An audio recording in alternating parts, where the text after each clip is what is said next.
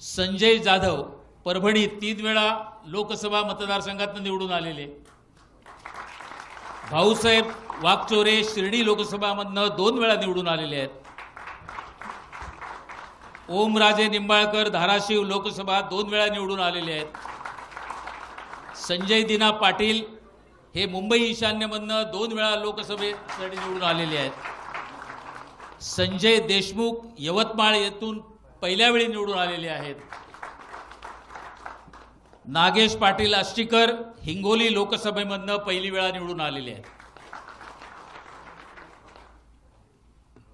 ते तर आपल्याविषयी सांगतील, पण पहिली गोष्ट मी विनंती करेन, शिंदेसाहेब या सर्व कार्यक्रमाच्या बाबत ही सर्व मीडिया जी काय उत्सुक आहे त्यांना आपण मार्गदर्शन करावं आणि आपण त्यांना सांगावं. त्याच्यानंतर आपल्या पुढील कार्यक्रमाला सुरुवात करता येईल.